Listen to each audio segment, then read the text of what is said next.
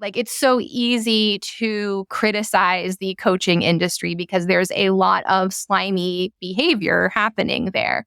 But there's also a much smaller kind of underground movement happening, dominated by brilliant women and queer people who have pursued this way of engaging with progressive community movement because nothing else was available to them. People who are self-educated and people who pursue alternative education because the more legitimized academic institutions, like, you can't be a parent and go to those institutions. You can't be a poor person and go to those institutions. You can't be a neurodivergent person with a lot of trauma from your school age years and go to those institutions. There are all of these kinds of barriers. Like, some of the most interesting conversations and experimentations are happening where it's easy to, at a glance, just be like, whatever, that's just mommy vloggers. That's just a bunch of women who have a gap in their resume who are teaching above their pay grade now, because what else are they going to do to provide themselves with a sense of meaning? And whatever, all coaches are just manipulating the part of us that wants to better ourselves. It's so easy to miss out on what's actually happening here. Greetings, future fossils, and welcome to episode 225, the podcast that explores our place in time. I'm your host, Michael Garfield, and even though I promised to make up for lost time by releasing this 1 week ago, the structure is the content when it comes to the conversation we're having today with Alyssa Allegretti of adaptivedaydream.substack.com. A discussion about one of the most important features characterizing the economy that all of us enjoy or suffer in various ways in 2024, namely invisible labor. Yes, it has taken me longer than I promised to get this episode out, as usual, because of the joys of post-COVID co-parenting, a topic that we discuss at great length. I also want to say that, crucially, one of the big things that we explore in this episode is the challenge to find time for some of the most fundamental of human activities, namely philosophy, scholarship, leisure, play, activities upon which everything else depends. Because discovery and knowledge work are, in important ways, impossible to characterize in advance of their various boons, and therefore hard to support. There is a sort of message in the medium of having this independently produced and crowd-supported podcast about the challenges of parenting and of living online as an unaccredited intellectual in the spaces starting to emerge following the legitimacy crisis in institutions and other structures that afford us our proxy credibility. This show could not exist without your help because, frankly, non-disciplinary inquiry is something that is extremely hard to explain in grant applications. However, I have gotten a little older and a little wiser recently, and Future Fossils has given birth to a much more carefully delimited applied project called Humans on the Loop, growing out of the question of agency in the age of automation, wisdom in the creation and use of technologies, storytelling in the era of AI spellcasting. These are the kinds of conversations that I consider of utmost importance right now. So I will be sharing much more about that project in the weeks and months to come. You can find a description of the origins of this project in the show notes, as well as information about the people that I am inviting as collaborators and ways that you can help me foment public discourse around a kind of wizard school for the age of AI. All of that said, I want to bring this back to this week's topic. Alyssa Allegretti, someone I met on Facebook, much like Scout Leader Wiley and other wonderful weirdos that have appeared on this show. Someone who emerged into my attention through their insightful and provocative contributions to social media discussion. And for all of the above mentioned reasons, I have a special place in my heart for people who strive to reconcile the mundane work of adulting and the noble quest to help one another understand what it is that we're doing here in our participation with the ripening noosphere. Yeah, this is a very personal conversation, very candid. I talk about some stuff that I've been a little hesitant to discuss on the show, but I'm glad that we get to include this. Alyssa is a professional organizer and a single mother, and her insights into how to find the sacred in the everyday and find depth and richness in the mundane and domestic, I think are really crucial and are an enormous part of, again, the invisible labor that has always supported this project, the people who contribute to this show, unnamed, and without whom this is completely impossible. If you would like to be one of those people, I'm happy to name you alongside the latest monthly sponsor, Kalia Zell-Barrow. Thank you, and thanks to the couple hundred other people that are helping me keep this work going. michaelgarfield.substack.com, patreon.com/michaelgarfield, take your pick. Stick around at the end of the episode. You'll get a little teaser trailer of some of the conversations we have coming up over the next month or so. We're going to go back up into the Empyrean philosophic stratosphere with the next handful of discussions I'm really excited to share with you. And yeah, thank you for tuning in, for subscribing, rating, and reviewing the show. Enjoy. Alyssa Allegretti.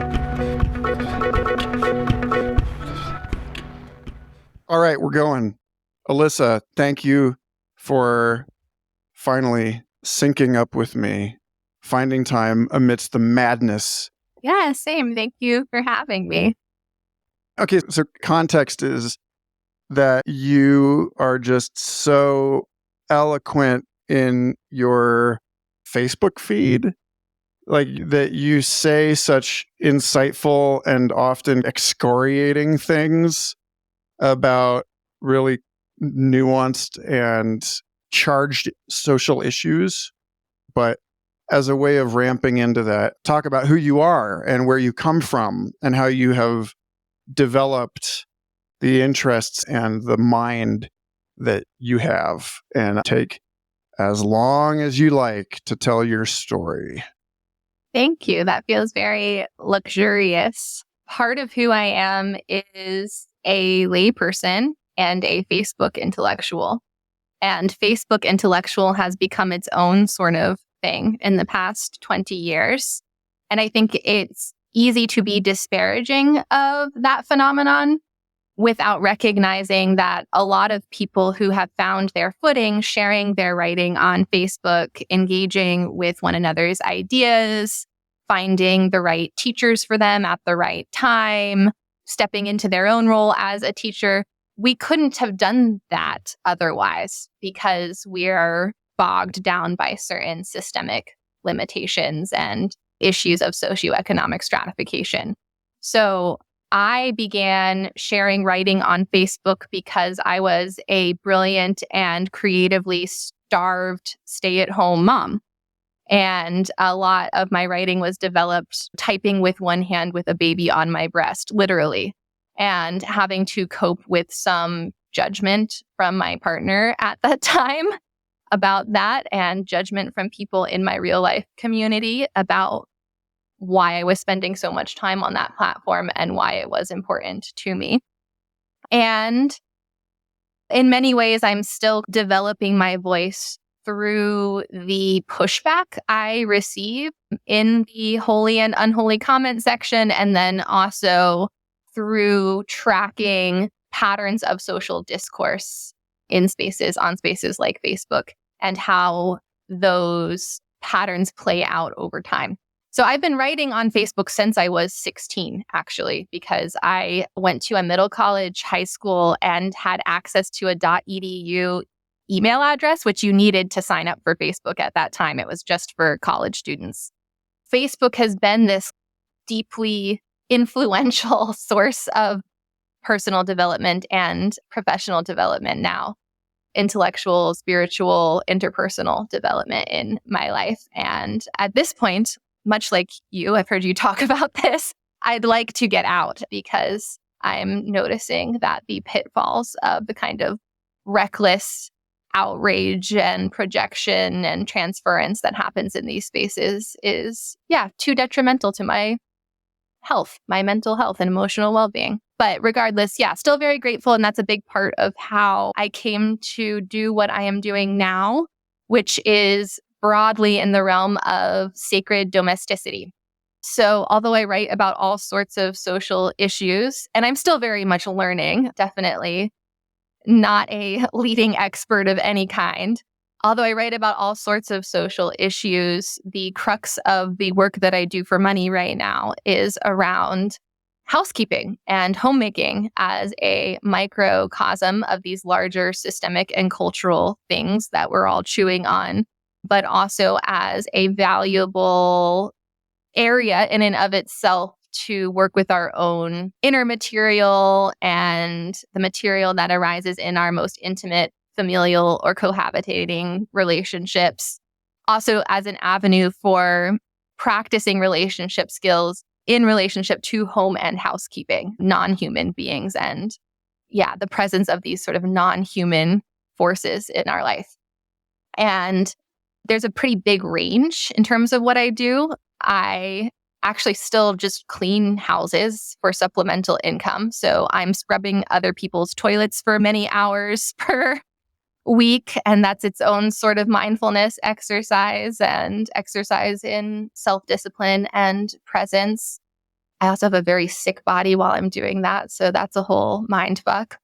And then I do more standard professional home organizing work in person here in the Asheville area. But I do that from the lens that housekeeping is a legitimate avenue for mental health care support and to anchor other kinds of positive changes people are making in their life, in professional development or changing seasons around parenthood or their own physical ability. So I'm often co-regulating with my clients as we clean their house.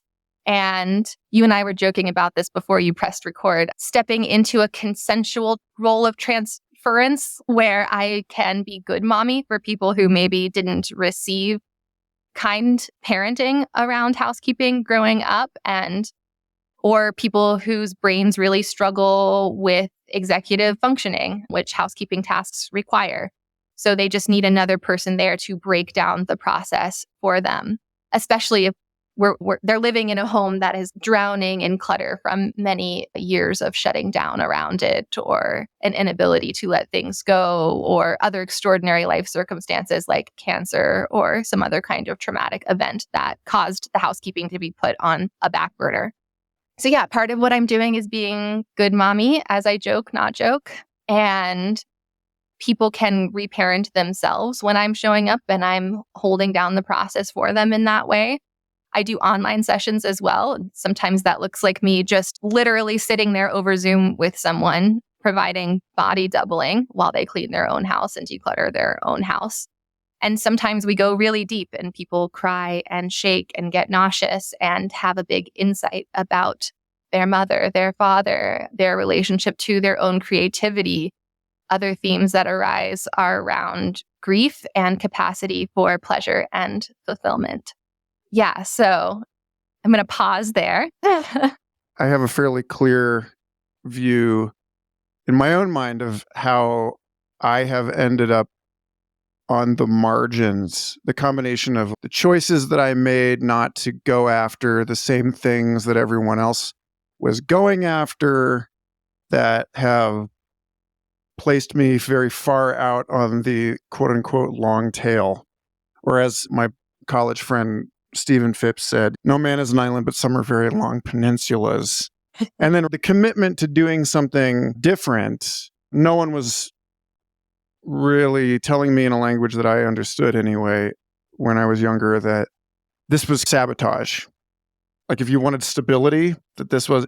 But then there's also just structural stuff. And there is this issue that I'm constantly embroidering in my own public social media armchair intellectual is such a slur, but independent scholar, let's say. And although I maintain, and I'll link to a bunch of pieces where I say this in prettier language than I'm about to, that society needs people in these positions who have unique life experience, they're standing from a position outside of that mob of people that are all trying to attain the same things, that they offer something of extraordinary value, but precisely because it is new or different or hard to put into a quantitative framework,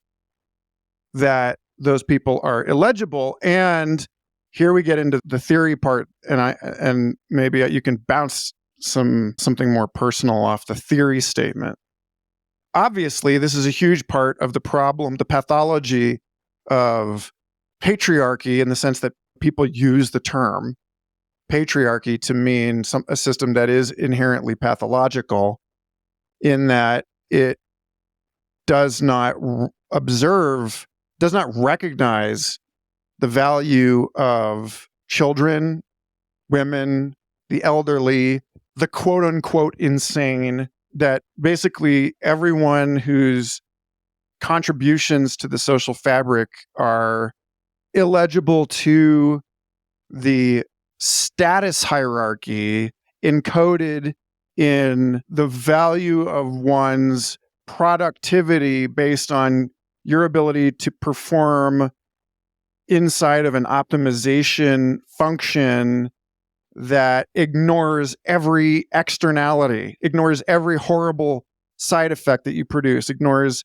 where you are extracting this value from and the cost to everything else. And that this is present when I was working in academia, there were great papers coming out. Allison Morgan and I think Aaron Clausett and Dan Larimore at CU Boulder were writing about how this shows up in academic spaces where, like, simply by virtue of having kids, your academic career is straight fucked. That, especially in the United States, paid parental leave is scarce, and that the publish or perish framework of academia makes it so that having a child is a decision that you're making not to excel in your career in this incredibly competitive thing. And I just see that everywhere. It's not an academic problem. It's a civilizational problem. And so, I guess what I'm asking is, how much of this in your story of the fact that you're making these incandescent observations about mind and life and society, the midden that is Facebook, has to do with the decision to become a mother, and how much of it has to do with the fact that you pursue profound and difficult things, and how much of it is just contingency? And that's the story I want to hear before we go any further. Yeah. Part of my experience was of motherhood not being a decision. So that kind of intensifies all of this for me personally. I experienced unplanned pregnancy at 23, so right after I completed my undergraduate degree. And before I could even consider the possibility of pursuing more academic training or alternative avenues of personal development and spirituality or anything before I could even consider that. Or before I even really knew myself, I was suddenly confronted by all of the limitations of motherhood. And then that was intensified even more by shortly after that, my baby was 4 months old, finding myself a single mother. So going through that at a young age, without a partner, without an established career, with a lot of cushy white middle class safety net kind of privileges as well. All of that being in the soup, it just see how there is this thirst inside of myself and inside of so many other people to on a more basic level just fulfill the role in their family and in their community that is of greatest use to those close to us and to the larger world, to do our own tiny little part in contributing to social change, and how there is, of course, a relationship between personal, interpersonal, familial, and community level change and larger social change. And it's still deeply valuable to be doing what you can within the limitations of what is available to you. And to provide a little more context for your listeners, part of the reason I'm here is that I wrote a post on Facebook yelling loudly about the liminal web being a sausage fest.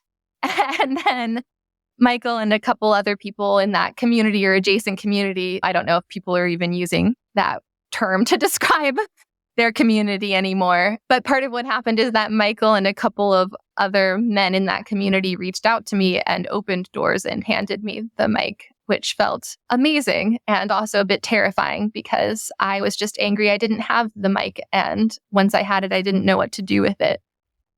But yeah, it's just so obvious when you're in a position like I was, young, single mother, and that sort of thing, that it's completely impossible to pursue a career in intellectualism or spirituality or personal growth or community organizing, because these spaces are intrinsically unfriendly to parents, to people who hold various other marginalized statuses or experiences. And so, yeah, when I wrote that Facebook post, I was just, what are we doing? These are community. It's so amazing that we have these communities coming together through excitement about ideas and different ways of being and seeing. And it's not just armchair intellectualism. A lot of people in these communities are doing shit with their lives, and they are well aware that ideas have to translate to action. Although I think the people who are dominating discourse in these communities, they can lack self-awareness of like how and why they get to do that and at the cost of who, like whose labor supports my ability to develop this platform, whether that's like their wife or just from a broader social lens, like who is too busy scrubbing toilets to pay for their rent and take care of their children, and therefore cannot develop the kind of competency or impressive body of work necessary to gain any notice in these communities and to contribute, more diverse voices to these communities. So I'm starting to drop some threads here because I do have pretty bad brain fog from my chronic health issues. So maybe you can help me pick up the thread and give me something to keep going. I don't think you've lost the thread at all. Let's see. In that post that you're talking about, which we'll link to, you say, you said there's, all the things you were just talking about, how you gave up on this particular, first of all, the liminal web, just so that we're not playing insider baseball. Joe Lightfoot a few years ago wrote this blog post about loosely constellated nexus of independent scholars working outside of the conventional institutional frameworks. And this was a very, biology would call it a paraphyletic group. These are people that arguably have nothing in common except for the fact that They're on one side of a bell curve of privilege where either they're independently wealthy or just extremely successful web content producers and therefore get to pursue whatever investigation they want, or they have nothing better to do. So anyway, Lightfoot wrote this thing about how the only thing that's actually holding them in category is this preoccupation with the question of time between worlds and how like the world that we grew up in was already on the way out when we were born. And fucking Nietzsche was talking about that. Dostoevsky was talking about that over a century ago. And we're still in the denial phase as a civilization by and large. And so this is a group of people that is preoccupied with that. But then you say that like, I gave up on this group because it's a sausage fest. The next sentence, case in point, would you like to know how many times my children interrupted me while I was writing that first sentence? 6 times. And that's this right there is where I really developed a fondness for you as a person, because in my one bid at a normie career of some prestige and reach, I know it's all relative and it seems like I have had all this time to generate a body of work, but this show has never paid a living wage ever in 8 years and only exists because I was, like you said, living in a matrix of what remains of American middle-class white support, right? It's why I spend so much time trying to articulate how angry I am that state and market forces have eroded the family and have eroded the village and these kinds of things. And so we're in a position now where the very thing that made me go for a grown-up job in an institutional environment was also the thing that alienated me from that environment and made it impossible for me to work in that space. And the moment that forced everyone to start working remotely was the moment that I started losing my mind, because I was required to do work that demanded deep focus and working 24 hours around the clock to do what I could to keep my partner from losing her mind with our 2 small kids and operating on 3-4 hours of sleep a night for 5 years. And nobody at work understood except for the people in the lowest paying positions. And I don't know, maybe I've lost the thread, but there's something about I respect you because you are doing this. There is something in you that is striving to exercise your mind and to contribute to society in a broader sense, and has figured out how to reconcile the public sphere and the private sphere and like the non-duality, the relevance to everyone of this, the personal spaces and the domestic spaces, because this conversation is only happening because the kids are somewhere else right now. And that basically I was like, I see you with the weight belt that you're training, that you're wearing while you climb this mountain. Yeah, this question of work-life integration, I feel like the most viable sort of alternatives and solutions for that are happening in spaces that are looked down upon by the more male-dominated, I don't know what to call these communities, right? There's the liminal web, there's the alt-right, there's the IDW, there's the systems thinkers and blah, blah, blah. And again, case in point, like I have no idea what the philosophical base is for any of these thought camps or communities because I don't have time to care about that and space for it. But yeah, these communities often actually don't even know that a lot of these viable solutions, experimentations, and alternative ways of doing work and family life integration are happening in female and queer dominated spaces like the coaching industry, right? Like it's so easy to criticize the coaching industry because there's a lot of slimy behavior happening there. But there's also a much smaller kind of underground movement happening there dominated by brilliant women and queer people who have pursued this professional avenue and this sort of like way of engaging with progressive community movement because nothing else was available to them. And people who are self-educated and people who pursue alternative education because the more legitimized academic institutions, like you can't be a parent and go to those institutions, essentially. You can't be a poor person and go to those institutions. You can't be a neurodivergent person with a lot of trauma from your school age years and go to those institutions. There are all of these kinds of barriers. Like some of the most interesting conversations and experimentations are happening in these locations where it's easy to, at a glance, just be like, whatever, that's just mommy vloggers. And whatever, that's just a bunch of women who have a gap in their resume who are teaching above their pay grade now because what else are they going to do to provide themselves with a sense of meaning? And whatever, like all coaches are just manipulating the part of us that wants to better ourselves or the part of us that wants to be saved or enlightened. Like it's so easy to miss out on what's actually happening here.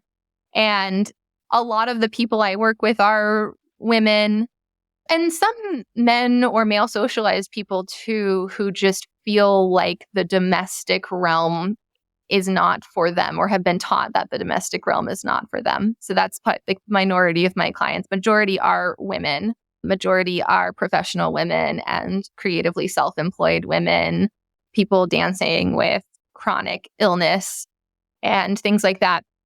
And yeah, they're all talking about this need for work-life integration. And in a way, the conversation that happened around remote work and COVID was like a bunch of white guys and like rich people who had never been as violently confronted by that limitation. For people like me, it was like, yeah, no shit, this has been my life forever. Like y'all are just now catching on to this impossibility. So what I've been trying to do is to make my home life, my work life, and to draw from this endless well of inspiration that is available to me through just showing up and paying attention to what I'm uncovering in my relationship with my children, my relationship with my home, how that interacts with all these other important things happening in my life and in the larger world.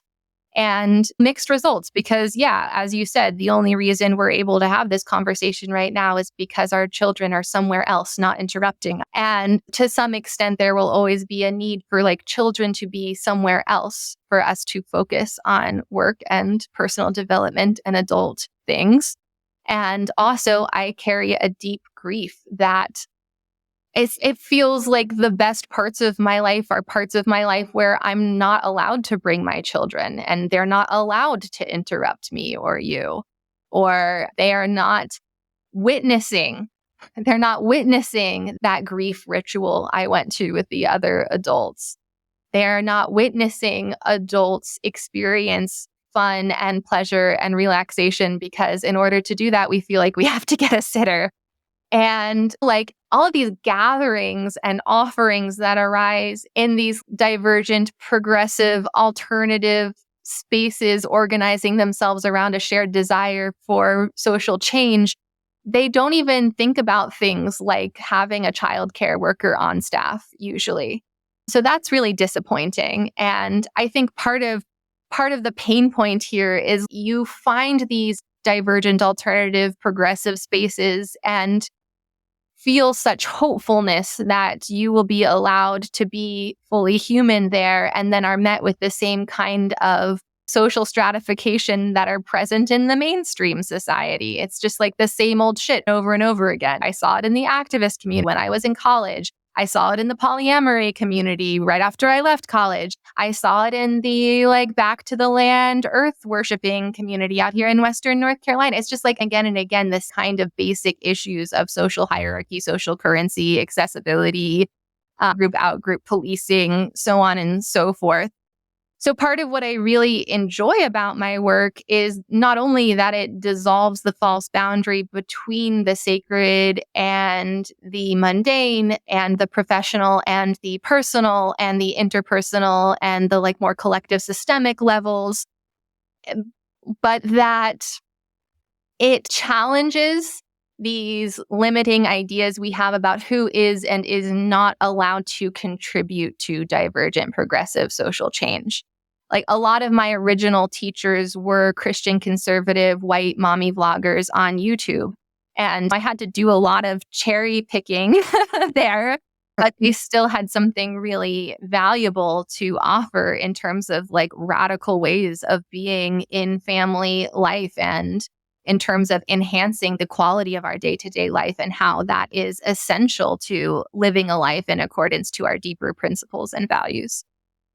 Yes. Okay. So earlier this year, when I was leading a book club on Robert Bly's Iron John, which is a mythopoeic investigation of manhood in the modern world. And again, had no idea I was stepping on landmines by even suggesting that people read this book together. But you can't help it anymore when the cultural spaces have been popped and lie open and exposed to every other cultural space, mixing all kinds of stuff. The book spent a good amount of time on something that was really personal and painful to me, and speaks to something that you were just talking about, which was how the industrialized world takes parents, specifically fathers, although now, since over the last 50, 60 years that more women have been entering the quote-unquote workforce, the economically legible workforce. Now it's a bit more evenly distributed in this way. But that in order to participate in that world, you have to leave your kids.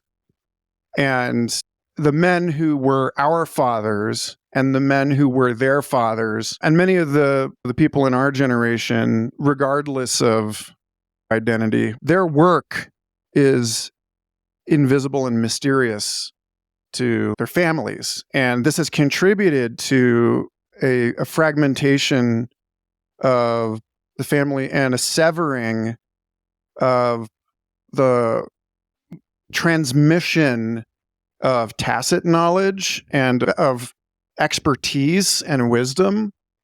And to this day, my dad, who's tired but still mentors business leaders around the world. And now that I'm in my 40s, I'm begging him to teach me the stuff he learned in his career. And his response is, it's not for you. This is for people that have like thousands of employees. This is not for whatever you are.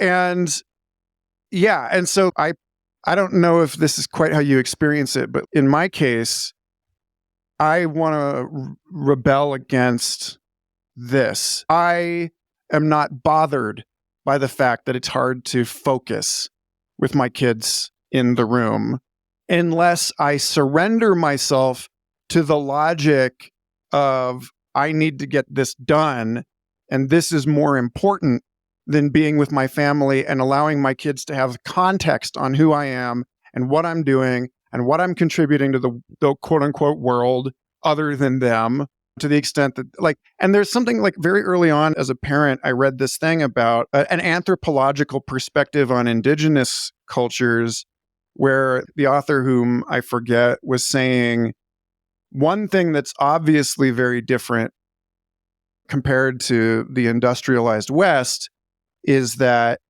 there are not grown-up things and kid things except in a few special cases.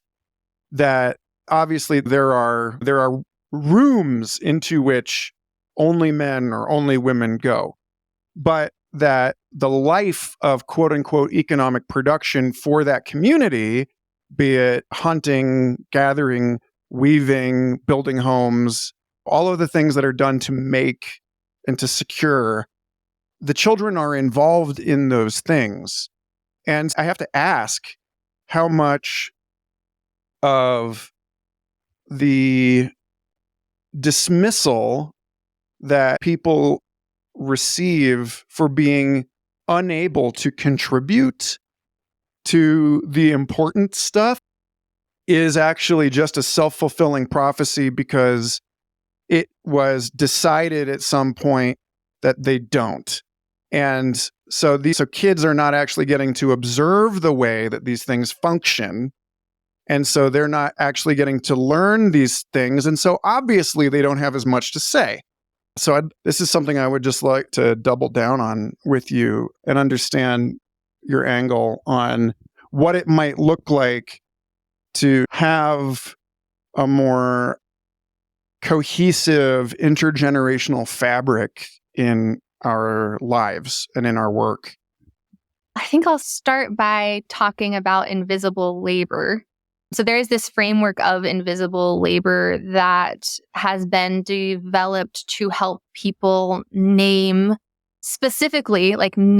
the way that domestic labor or quote unquote female roles, female contributions to families and communities are made invisible.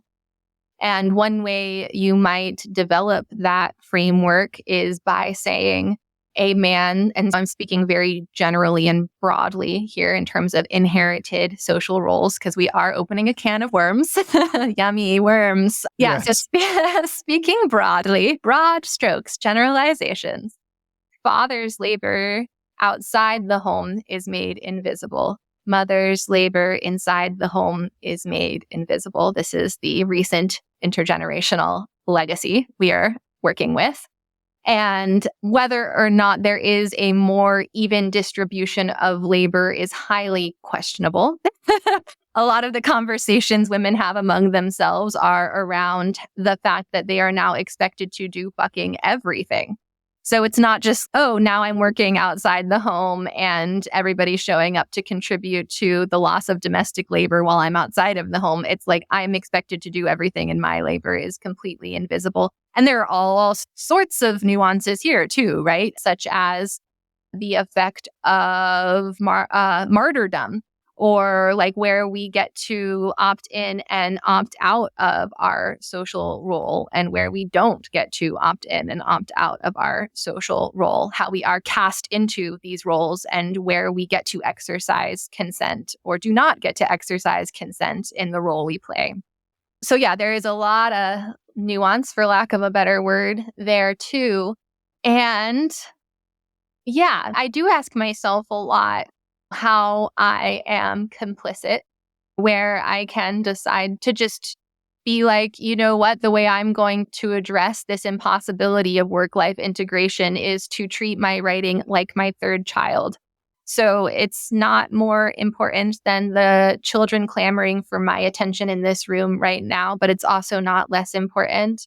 And I can practice shifting in and out of giving my children my full attention and then giving my writing my full attention. And as my children age, can continue to tell them things like, I am giving my full attention to my writing project right now, and you can have my full attention as soon as I finish this sentence. Or if it's more helpful, I can practice just making my writing a lot less important than my children's feelings and needs for attention right now, and trusting that I'm not that important. My work is not that important. And it'll be okay if I were to die tomorrow. Somebody else, there are already so many other people doing this work, and somebody else would do it if I were dead. And I would regret much more failing to bring a quality of presence to that moment with my child.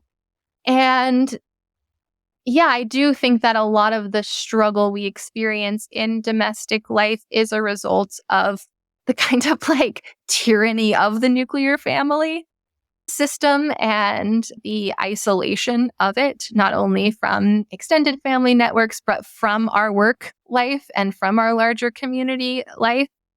And yeah, I think about Take Your Child to Work Day. When I was growing up, my dad is a software engineer and he worked for a big software company in the 1990s. So like big corporate building with a gym and a snack room and stuff like that. So it was like a very well-organized Take Your Child to Work Day, a huge event that still sticks out in my memory because it was a mystery what he did at work all day. And I did not make a connection between his life at work and the provision of our family life at home. I was also homeschooled. So that's a whole other story that's coloring my perspective on domestic life and domestic liberation and the way that our culture makes domesticity and family life an ideological stance or ideological reality filter. Yeah, I do think that this kind of thing, the spirit of take your child to work day is a quiet rebellion. And ironically is something that people on the radical conservative right do a lot better, I think, than people on the radical progressive left. I have a sort of half-baked theory that the left tends to be proliferated by black sheeps. So there tends to be a high concentration of people who took the role of black sheep in their family, and that a lot of us have a lot of pain around family values, family life, and roles and responsibilities in the family system, in the domestic realm because of that. So I learn from people with more conservative viewpoints in this way because they know how to do things like start a small business painting houses and then pass that down to their son. They know how to do things like always include the child in chopping the vegetables for dinner.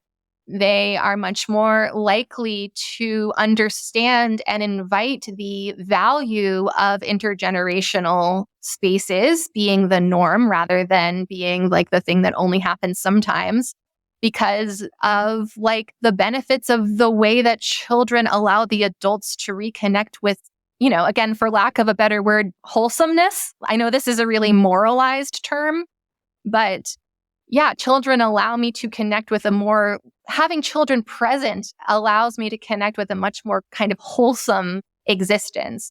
And the mundane is the medicine we need when we're engaging with this constant, never-ending trauma response of confronting the biggest issues of our time, and constant, never-ending trauma response and outrage that we find in social media discourse. Whenever I start to feel overly traumatized by being a Facebook intellectual, I'll put something out there that's, what did you have for breakfast? Tell me about your day. And people will respond with these things like, oh, I just had one of those days where I wore my favorite PJs in bed all day and we've been binge watching this show. And just small talk. And small talk has been so healing. So I think just reimagining too, what an active social life looks like and modeling that even after something like a church community, even if you have a lot of religious trauma in your upbringing, just being okay, what is more universal? What gets to the essence of how we already know how to do community life and family life, and how can we queer these models in a way that invites more divergent and diverse ways of doing family, but also recognizes that if it ain't fixed, if it ain't broken, don't fix it. Does that make any sense?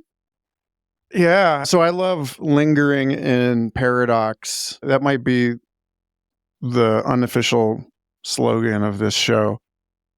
I want to draw some attention to something that I've been wrestling with in what you're saying. You're right that I recently kind of rage quit Facebook and said, it's been 20 years.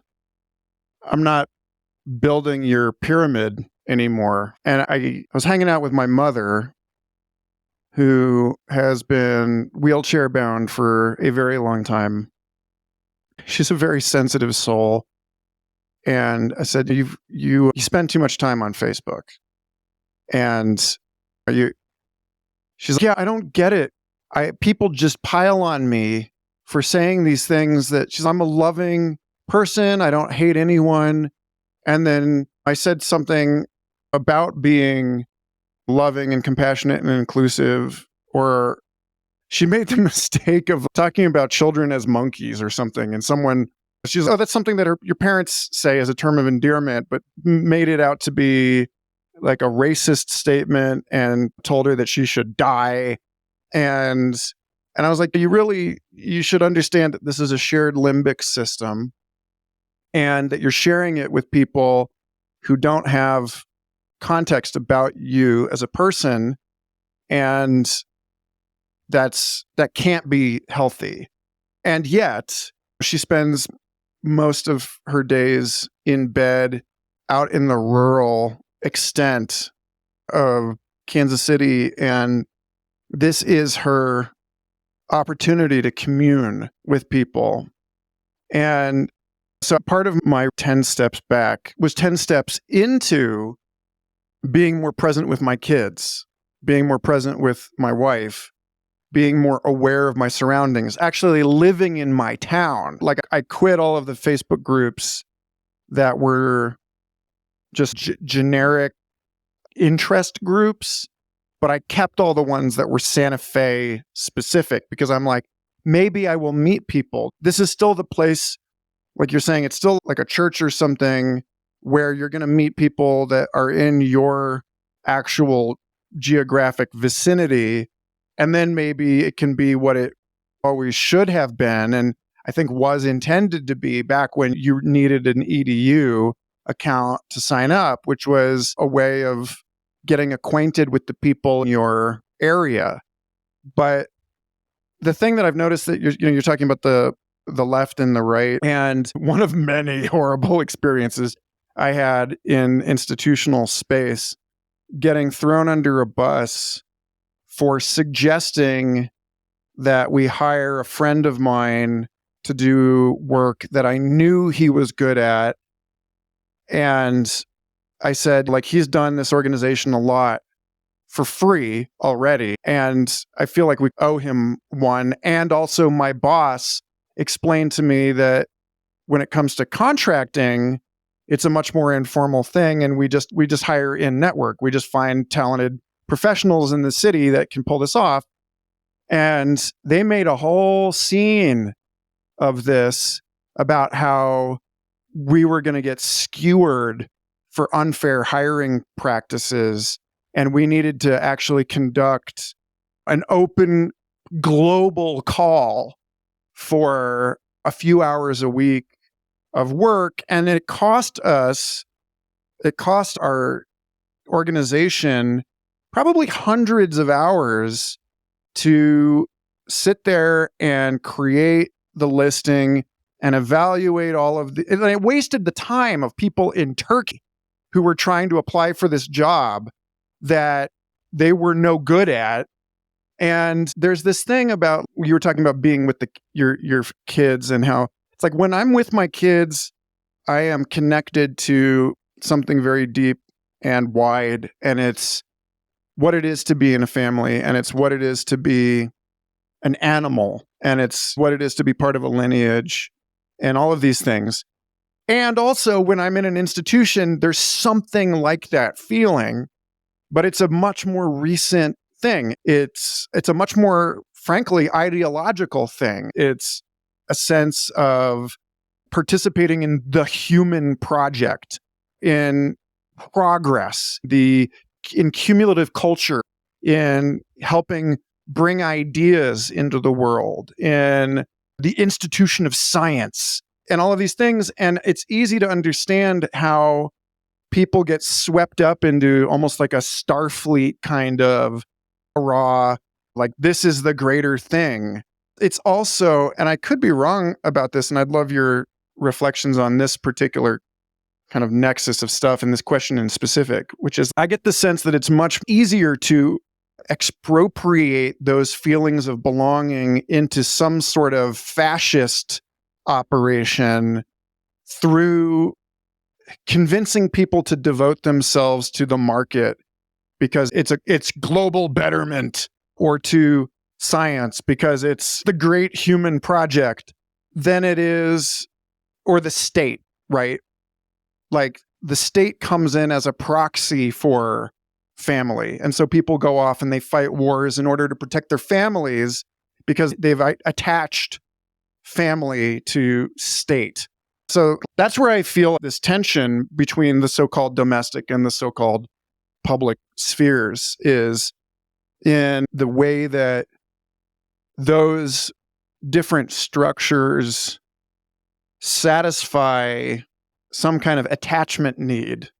And you've written so eloquently about attachment, and now's where I want to ramp into that. But first, Alyssa.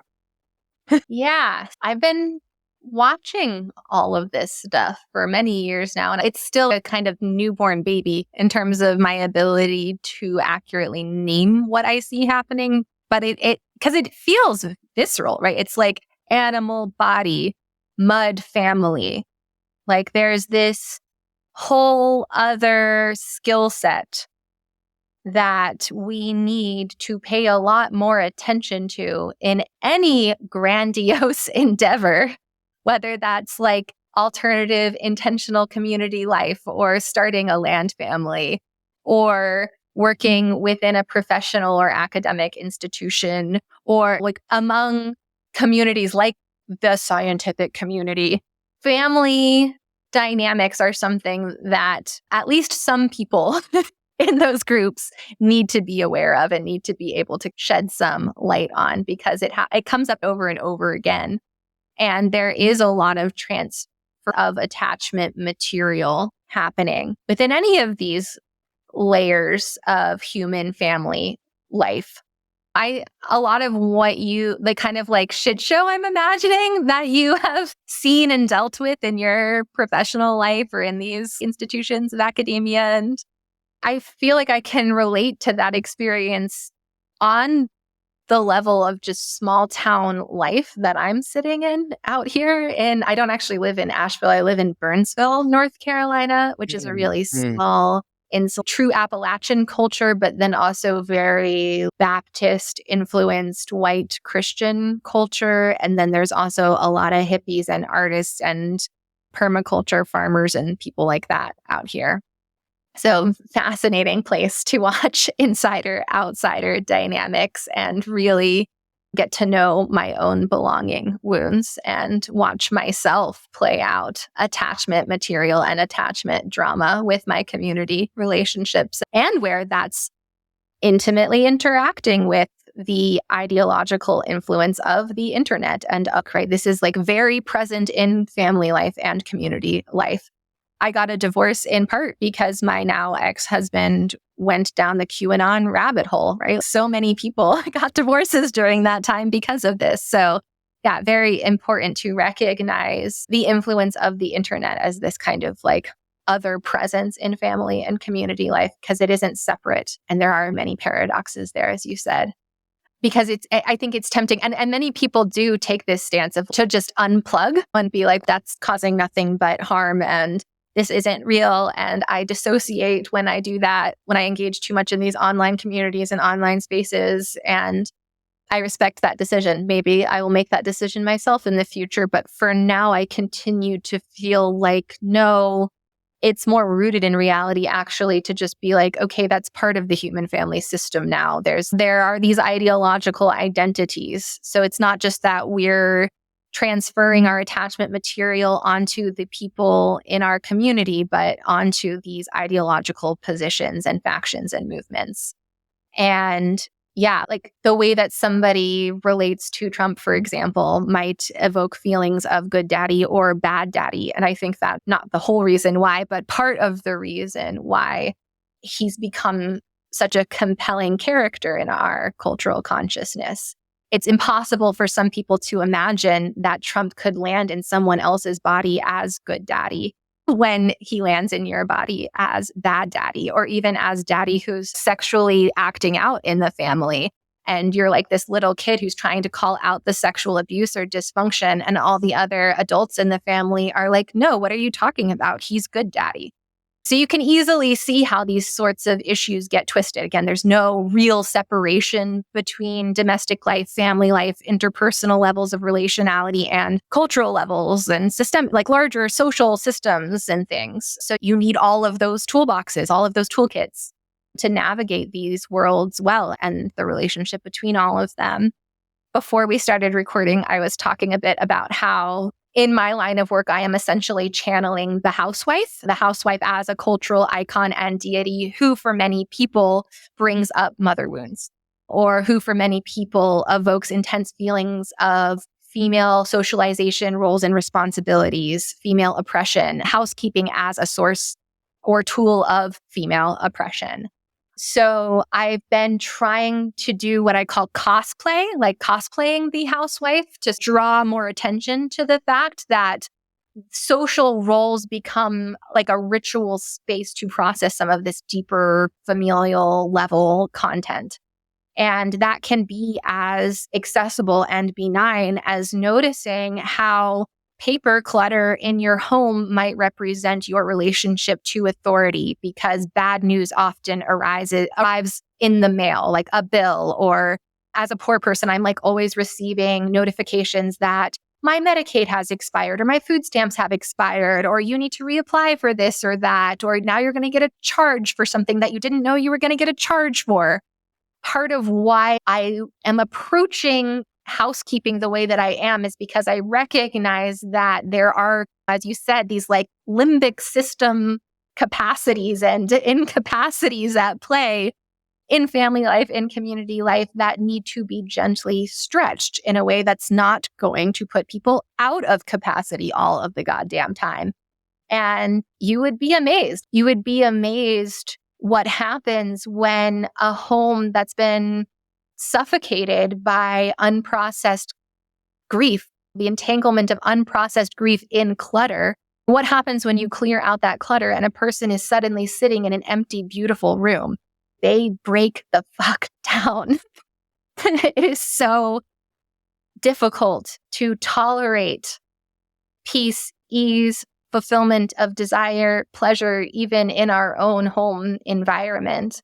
And that is the skill that we need to like actually engage meaningfully in social change. I want to try and find a way to connect the very last thing you said to this other thing that's been on my mind since you started talking just a moment ago, which is, you're right. There is no putting away this new layer that we are, which is you can call it a global layer, or we can talk about transitioning from global to planetary. I like that. I like seeing it as like planetary offers a way of thinking about it that's multi-scale, whereas globalist thinking seems to erode everything and siphon it up to the biggest level, flattens things in a way that planetary doesn't. And therein lies the sort of trap. When you're saying, yeah, we are all of these things, but there is this other sense in which, yeah, but most of my millennial friends and Gen Z friends live in something like diaspora, but it came from nowhere, right? Like, we're in this loose correspondence web of people that we rarely see face to face, if ever. Like, our relationship is entirely mediated by machines. When I look back on what Facebook gave me, 20 years of Facebook and festival nomadism as a career choice, if I can even call it a choice, it just seemed like the only viable thing for the longest time. Much like Facebook seemed like the only viable way to make a living for the longest time. What that gave me was a chronic sense of longing for people that I can't reach out and touch. In that sense, again, nothing new really. That is a very old story when we're talking about attachment traumas. But there's this sense that I've told you, I have a very visceral, personal relationship to clutter and trauma leading to clutter in the family. And the way that sense of connection that World Wide Web provides us, that sense of having found your people, that even if you never get to hang out with them in person, I think was the single largest contributor to it taking 20 years for me to get married to the woman I met the same year I logged on to Facebook in the first place. That there was always something else there. There was always the possibility of another more satisfying relationship around the corner. There was always the possibility of a better city to live in. And consequently, that is the manifestation in my own life of the same kind of dissociative dynamic that I witnessed in other members of my family whose trauma led to the papers piling up and the clothes and all this stuff. Far be it for me to get Jordan B. Peterson about this, right? Yeah, whoa. But, my sweet mom, the thing that she likes about him is the very thing that she struggles with in her own life, which is first clean your room. And I look around at Santa Fe, and this is a town run by a mayor who was the founding editor of Fast Company magazine and sees this town first as a vacation destination and second as a place where people live. And there's this thing, like when I had Chris Ryan on the show and we were talking about exhuming the human from our institutions, it was the same thing. Yes, all of these things are connected now, and they frankly should stay connected in some way. But the way that they're connected now is profoundly unhealthy because it encourages us to ignore the mesocosm of the human scale in favor of that next reward, that thing that's just over the horizon, that other way that you could be, that body that you don't have, that consumer item. Like these things, yeah. One of the reasons I really respect you is because you understand in all of these different pretty talking ways why organizing the home is organizing the mind, is facing the shadow, is participating in the planetary body politic. But it's also not enough just to claim that equivalence, because the circuit board is patched wrong right now in society. I'll stop there.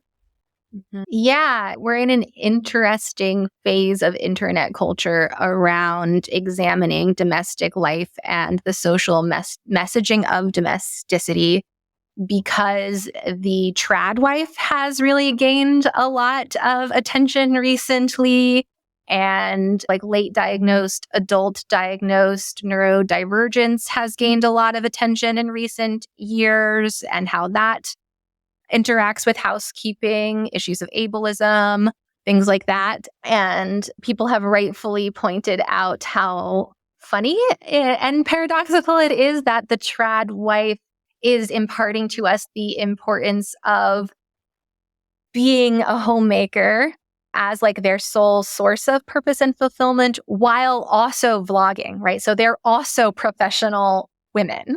So I'm not able to gracefully draw a more coherent connection between that and what you just shared, but I do know there's a point of connection there. So maybe that will come to me a bit later. Okay, so how do you feel about that? Because obviously there's a cynical way to see that, which is that basically it's like OnlyFans or something, right? To be a trad family blogger, influencer means that your left hemisphere is constantly looking for ways to turn your family into a commercial product. Correct, right? Yes, it's almost there's this cultural encouragement to make yourself a brand identity. So the self becomes a brand identity, and then the family becomes a brand identity. Part of this movement we're seeing right now around the professionalization of domestic work when it comes to vlogging culture, the internet world, the content creation and things like that, is that, that kind of intense abstraction of family life and collapsing family life with ideals, not just ideology, but with rebranded fantasies of domestic bliss and purity culture and intense moralization. And part of what's happening with creators like Casey Davis of domestic Blisters on TikTok. And I think her other work is called Struggle Care. She wrote a book called How to Keep House While Drowning. It's a really beautiful book about, keeping house during times of depression or declining mental health. So there's this counter narrative arising too that is dissecting the moralization of domestic life and the dogmaticism and performative kind of like the dogmatic and performative content we're seeing in that realm. So then, of course, I come along and people take one glance at my memes and they try to put me into either of those camps. They're like, oh, you're trad wife adjacent, or don't understand ableism, or I'm laughing about it, but it's so deeply distressing. Yeah, so there's this sort of heightened politicization of domestic life that has been happening really forever, but just in my life has been very relevant because my family was part of the homeschool movement in the 1980s, which arose as an answer to all of the social changes happening in the 60s and 70s that felt like a threat to family life and traditional family values.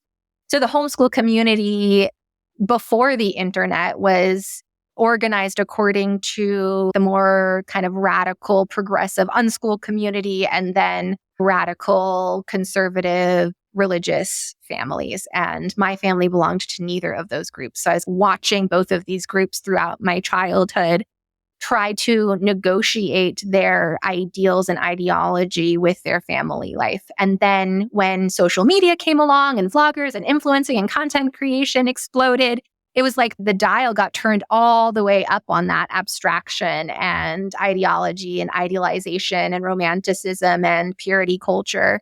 And now it's like there's this cultural push and pull around. Sometimes I personify this using the framework of hot mess mom versus sanctimommy. So one faction's, fuck it, let's day drink and just completely collapse into the impossibility of domestic life and the systemic limitations and the ists and isms happening here and just give a big middle finger to it. And the other faction is let's strive for perfection and hold ourselves to high standards of personal responsibility at the expense to authenticity or our own mental health or familial well-being. I think that's a real shame.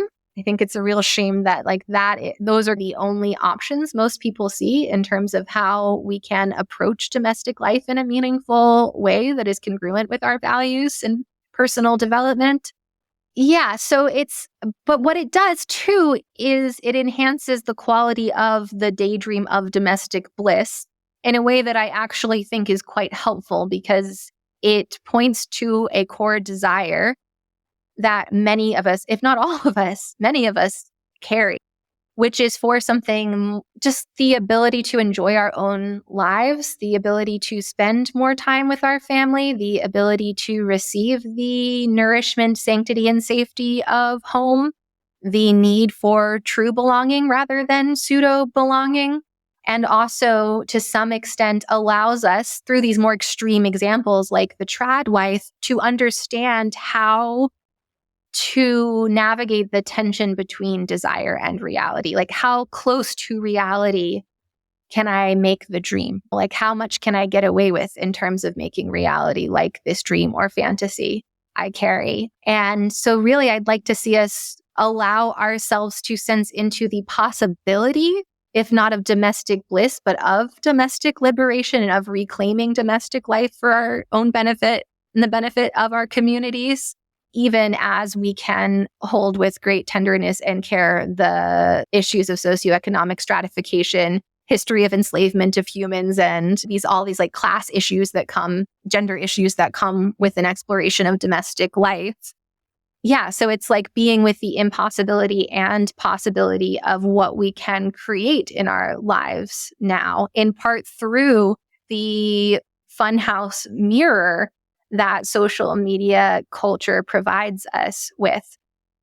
And that paradox that we keep mentioning, to be more specific about that, it is that, yes, internet culture creates a kind of dissociation from family life, real life, in-person community, but also allows us to connect with like-minded people we otherwise wouldn't be able to connect with.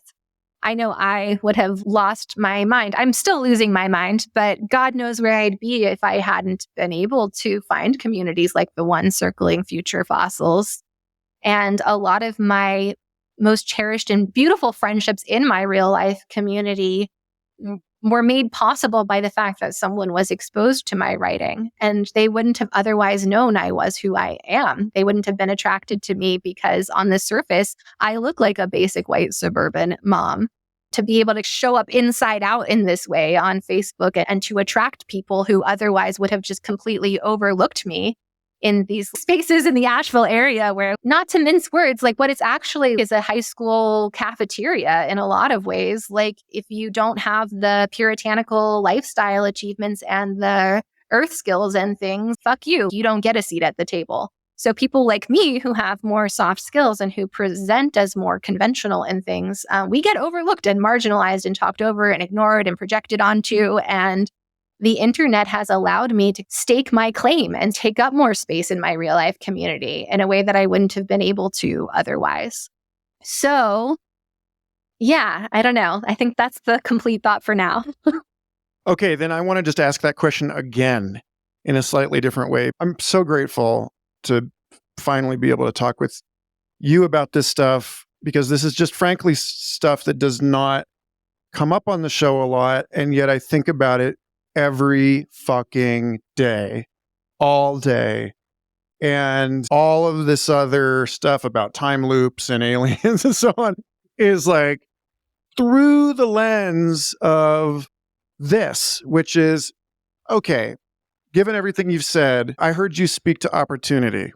A lot of what I have made Future Fossils about is this finding the golden mean between an accurate assessment of risk and an embrace of curiosity, and like this love and fear thing, and being like, look, a little fear is good, but don't let fear run your life.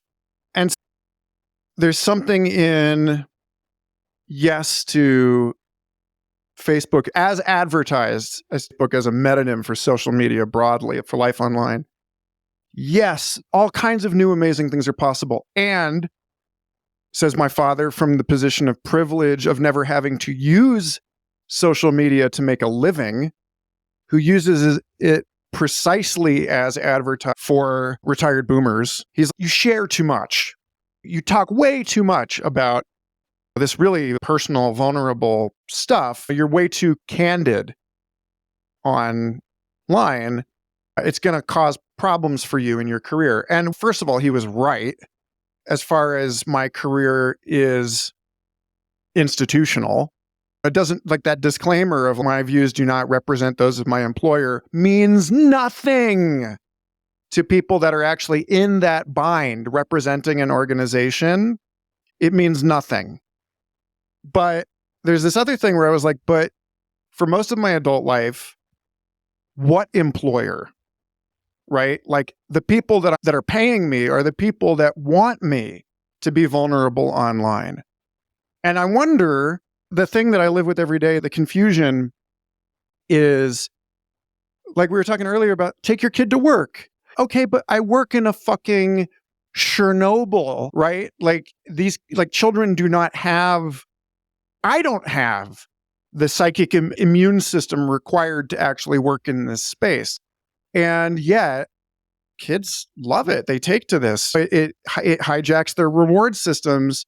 I wonder if my kids are not going to be making the kind of opposite statement to me when they're grown, if they're not going to be asking me, Dad, why didn't you use us as leverage in order to secure more supporters? Like, why didn't you show our cute little faces in your videos and so on as a way of gaining some kind of competitive advantage so that we could live more comfortably growing up, so that we had more money? You are dying on the hill of protecting us from sexual predators and surveillance capitalism.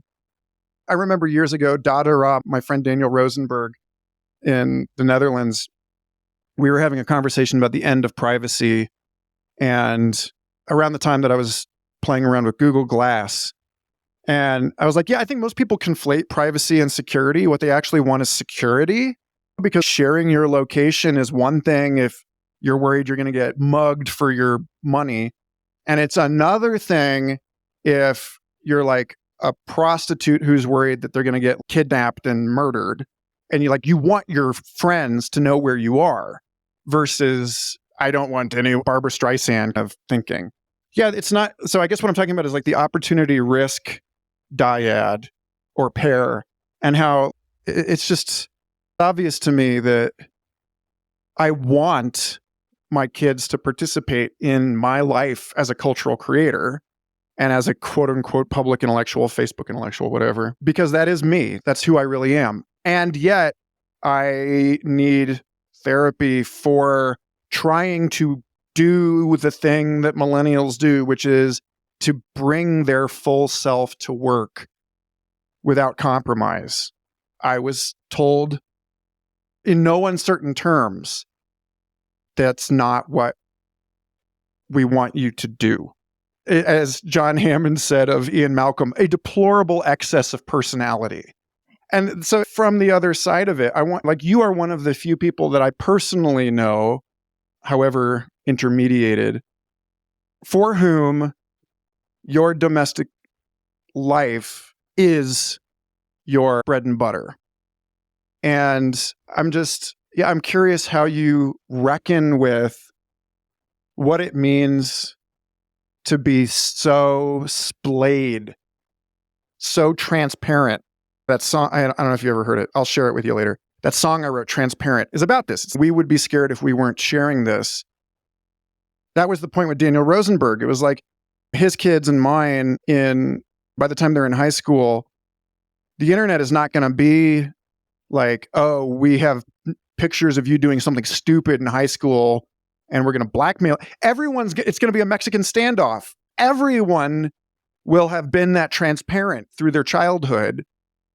And so it's not going to mean the same thing. So am I, this is the mind fuck that I'm constantly dealing with, which is, am I showing my age by worrying about my children's innocence in this space that is inherently predatory, and yet also everyone is out here in this open shooting field? And how do you live with this? Yeah, I think about this all the time too, as a content creator, whose work centers on domestic life and sometimes parenting. I'm trying to get a little braver, actually, about integrating my experience as a parent into my writing and my work. As a first generation kid who grew up on the internet, I'm 34, so I don't remember a time when I wasn't growing up on the internet. It was such a fundamental part of how I developed my identity as a young person. And yeah, just as a parent who is watching my kids watching me, my nearly 10-year-old is very excited to know that I am going on this podcast and to have heard me on a couple of other podcasts I did this past year. He thinks that's pretty neat. I don't think I've ever seen anything that resembles hero worship in this child's eyes until he heard me on a podcast. And I don't know if you've heard this stat, but the career choice that most children say they want to pursue as an adult is a YouTuber. It's no longer like astronauts and bus drivers and teachers and veterinarians. I think it's something crazy. I don't know the exact stat, but like 60-70% of elementary aged children, something like that, say that they want to be a YouTuber when they grow up. Because I started, and similarly, I can relate because my mom did not understand why I was so transparent on the internet and what the benefit might be to exposing myself in that way. And I had to have a very real conversation with her about the relationship between secrecy and shame and how previous generations had developed a survival mechanism wherein they learned to hide everything deemed shameful in order to protect their social capital and social currency. And I'm not doing that because this shame is killing me. And also basic human experiences aren't shameful. So that was a big generation gap between me and my mom. And it's only been since I started actually making money through interneting that my parents seem to understand a bit more why and how this was an actually useful thing for me to pursue. So that sort of, but the disintegration of the boundary between private life and the public sphere or private life and professional persona is something that we can see and play around with a bit more now that there is this funhouse mirror of social media influencing happening and like the coaching industry and things where that's so much more apparent. It's like you become your brand identity, so on and so forth. Your life is your business. Your business is your life. So for myself, to get back to the more personal and interpersonal layer here, what navigating all of this looks is reminding myself over and over again that my children are not my brand, that they are not my accessories. They are not accessories to my brand aesthetic or something, that I must practice congruence between public self and private self as a way of staying within the bounds of my own integrity, and that I can use the public image I create to hold myself to account to that congruence between private self and public self. And that part of the way we can learn to safeguard our communities from the negative influence of slimy thought leaders, whether they're online, in person, or both, is by scrutinizing the potential gap between someone's public persona and private behavior.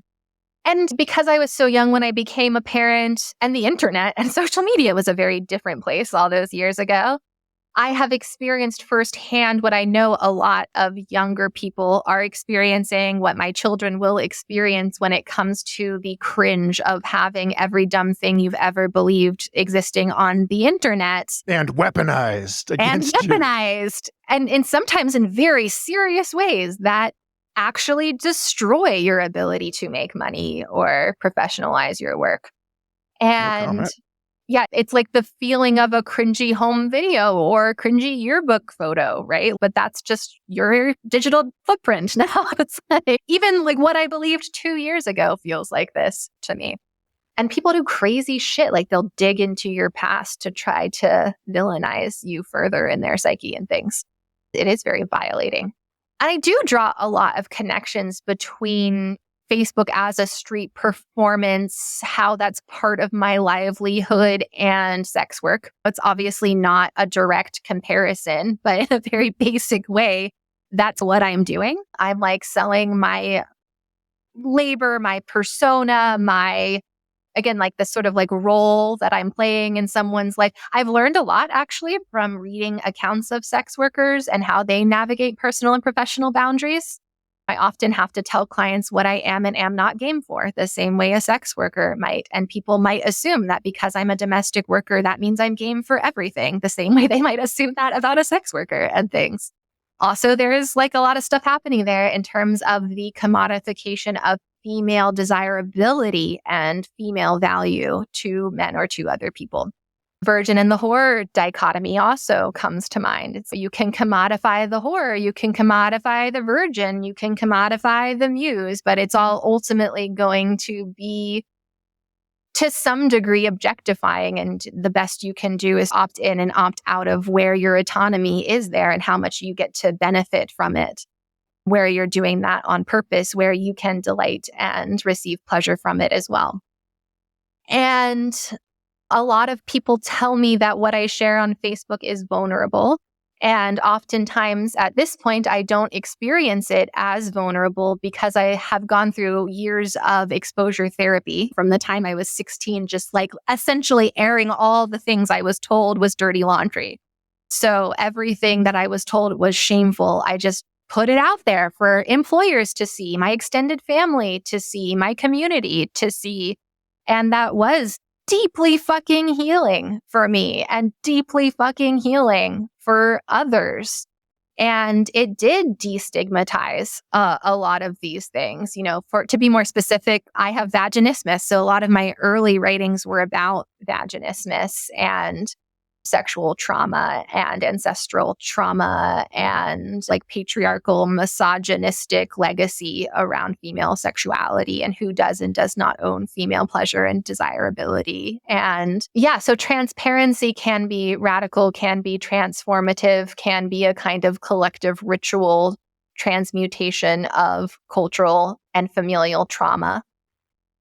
And we should be living in public to a degree. A lot of the problems that we see in family life are festering in the isolation and lack of scrutiny of the nuclear family. The fact that you can shut out the community and public scrutiny from what is happening in your private life, in your family life.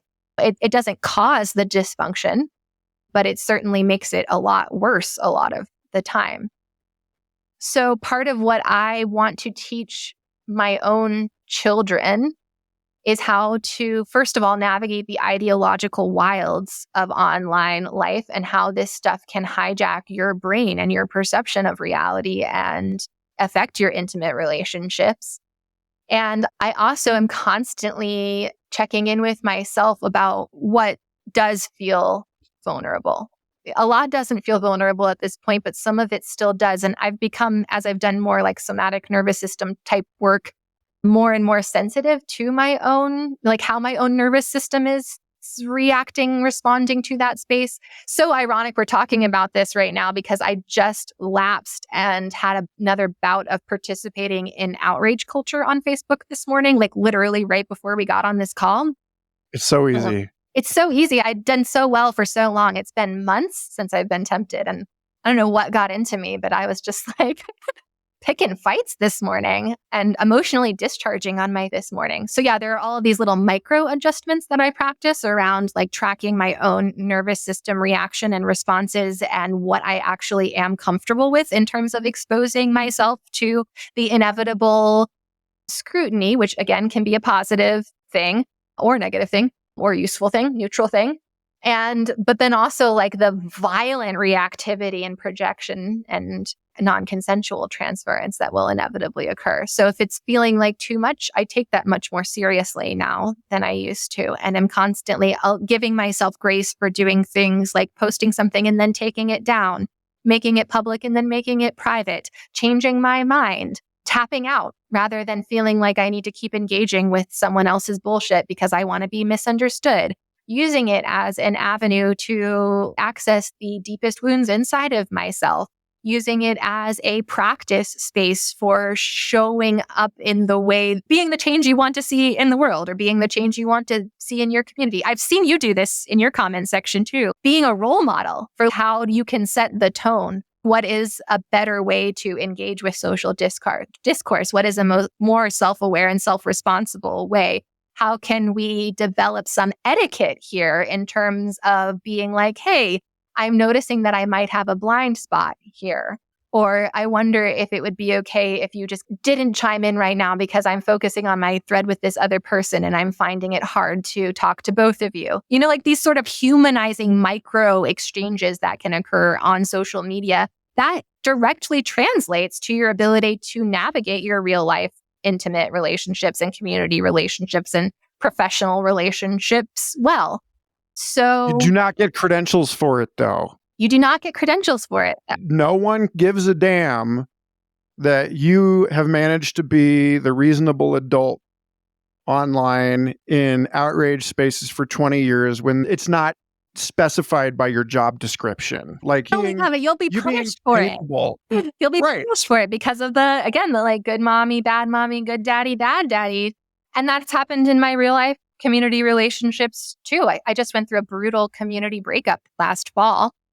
And part of what happened was that people were expecting me to be the adult all the time because I had a lot of practice with that, in part through Facebook. And A, I didn't know they were expecting me to do that because I don't experience myself as powerful in my community. And and B, like, what happens when mommy needs to have a tantrum? My experience was like, oh, now I'm the one freaking out and y'all are unavailable. That you like want me to show up with perfect responsibility and maturity all of the time for your community tantruming. Do you get punished for being capable of regulating yourself? Yeah. Like people are mad at you because you're the adult. And Yeah, with you now, you're I feel secure. like lording it over. You must them or have a something. superiority complex if you're more practiced at this than me. And again, I'm so far from perfect. Like I said, I just lost my shit on the internet this morning. I am humbled. Don't worry. But yeah, there's like this mistrust in a person's ability to access their own humility, or mistrust in the possibility that someone might actually give a shit enough to be trying to be self-aware as well. And there's a lot of misunderstanding about what personal responsibility, accountability actually looks like, not only in social media discourse, but in our real life communities. People get very hung up on accountability, and what that looks like among adults, no less, is I'm holding you to account. And at best, I can be comfortable with you holding me to account. And what social media has taught me is that is not how adults relate to one another, ideally. Ideally, how we relate to one another is we hold ourselves to account and trust in one another's ability to do that for ourselves. And it's so far beyond calling out or calling in. And it has also taught me that I need to be a lot more careful about who I'm close to, and that I don't need to let people in who don't trust me to hold my own self-awareness and my own personal responsibility, or who seem to require me to constantly hold them to theirs. Now, at this point, I get the sense that folks in these conditions not only are the Web3 crowd to the extent that, like, yeah, this should be paid.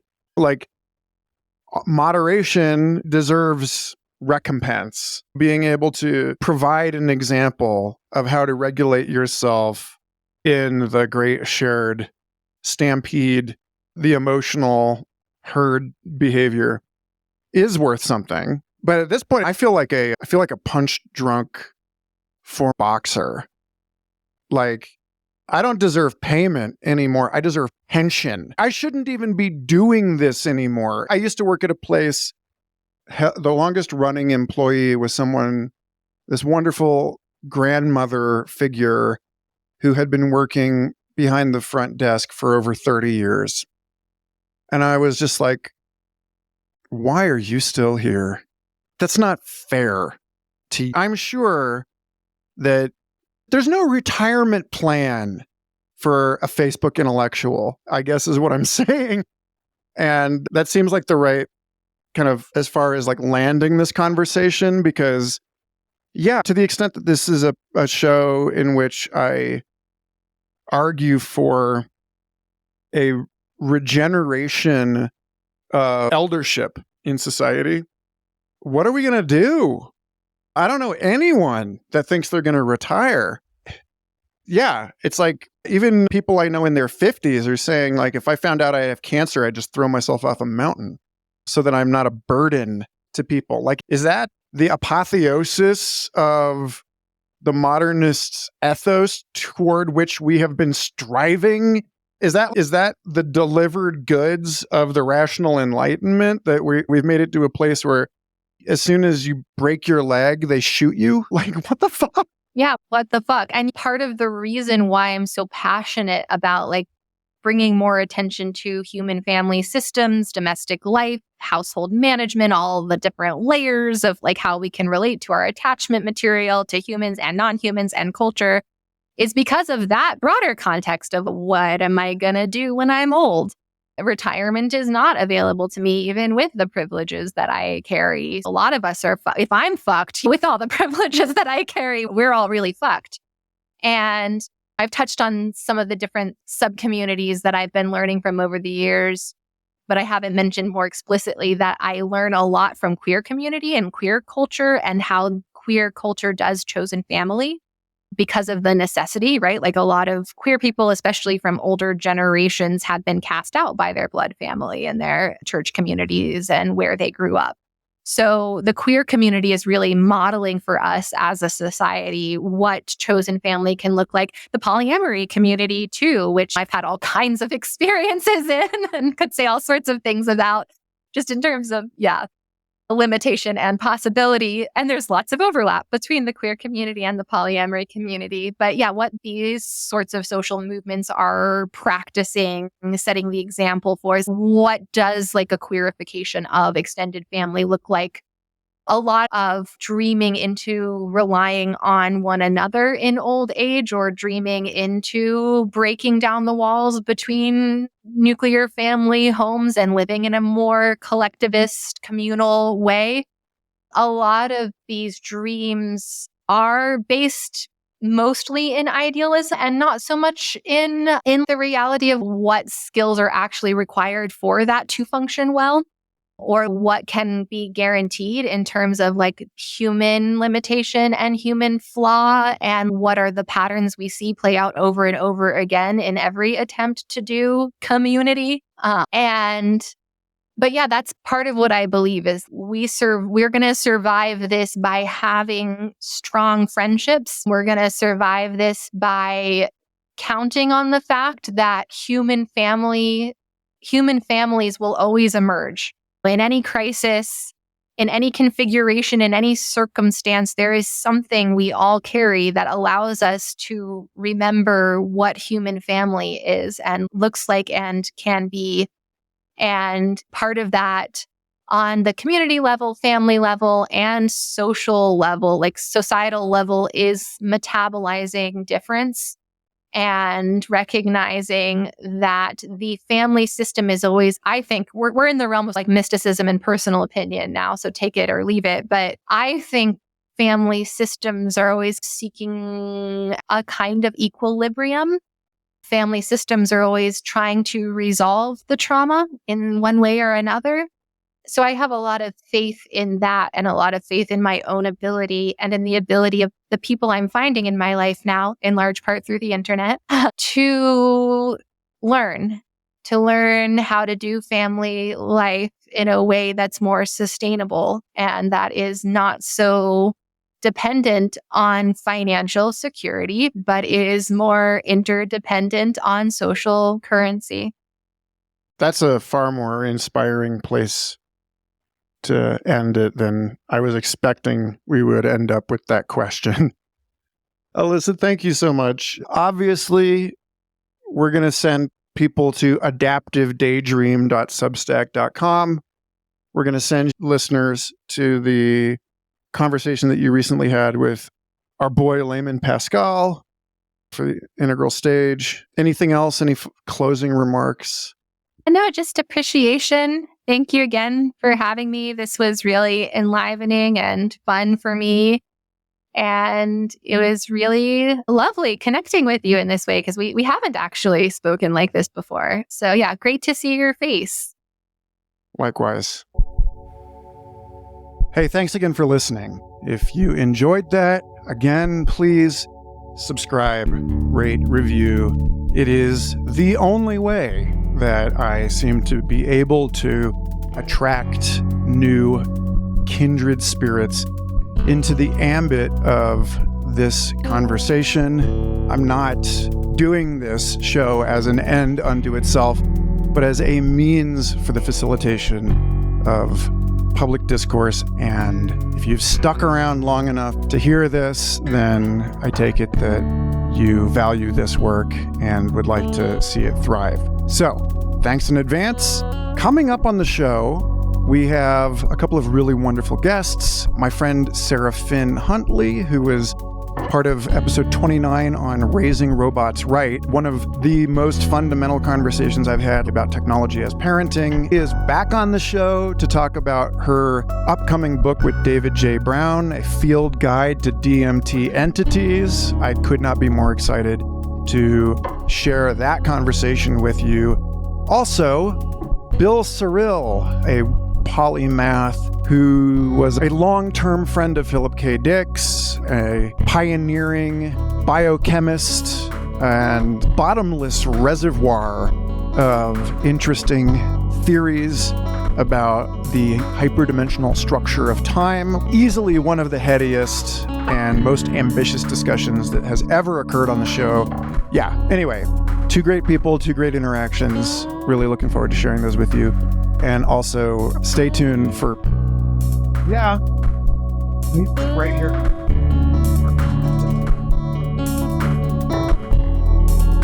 Right here. And with that, I have no time for any more news because duty calls. If you would like to rent my brain, I am now offering conversations as a service on a retainer basis, helping people surface the kinds of questions that can transform the work you do. Find more information about that by emailing me, michaelgarfield@gmail.com. Thanks, and have a wonderful interval.